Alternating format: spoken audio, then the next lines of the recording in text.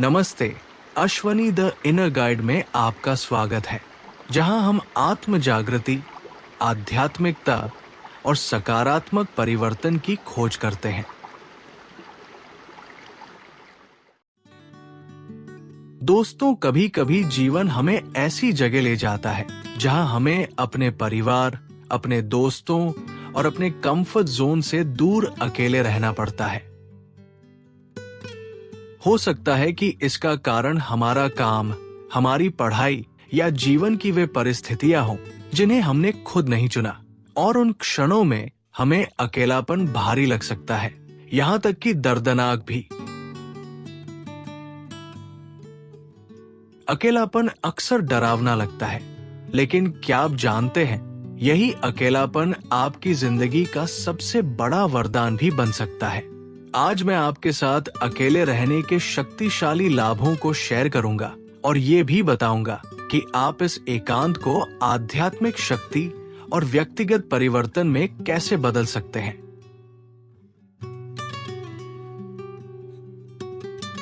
आत्मचिंतन और आत्मज्ञान।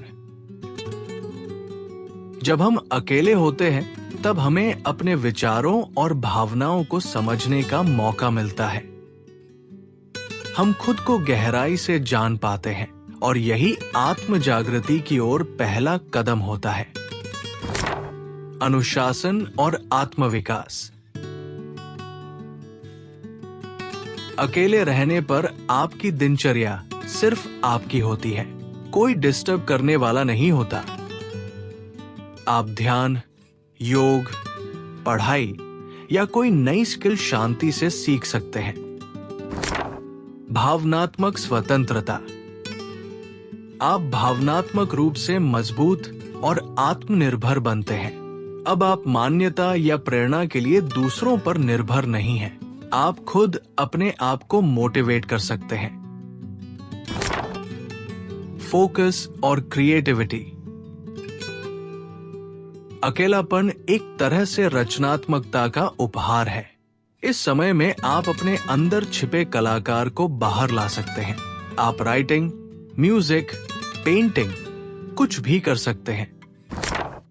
आंतरिक कार्य के लिए शांतिपूर्ण वातावरण। अकेलापन मेडिटेशन, जर्नलिंग, हीलिंग या यहां तक कि बिना किसी बाहरी डिस्टरबेंस के आध्यात्मिक साधना के लिए एकदम सही समय है। आध्यात्मिक उन्नति। जब बाहर की दुनिया शांत हो जाती है, तब अंदर की आवाज सुनाई देती है। मेडिटेशन, मंत्र जाप और साधना के लिए अकेलापन सबसे उपयुक्त समय होता है।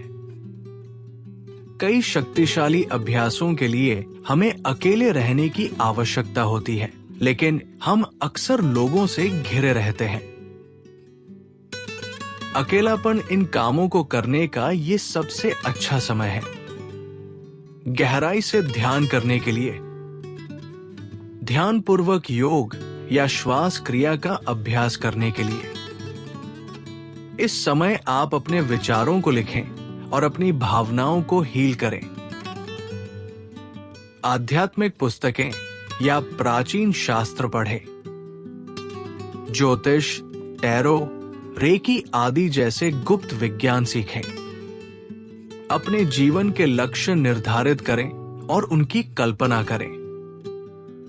आत्मचिंतन करें और पिछले दुखों को हील करें। डिजिटल डिटॉक्स आजमाएं। प्रकृति से ध्यानपूर्वक जुड़ें। विजन बोर्ड बनाएं या एफर्मेशन लिखें। अपना अकेला समय स्क्रॉलिंग या उदास महसूस करने में बर्बाद न करें।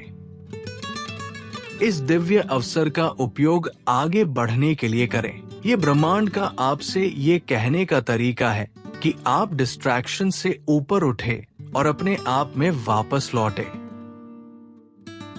याद रखें, आप कभी भी सचमुच अकेले नहीं होते। आपका हायर सेल्फ हमेशा आपके साथ होता है।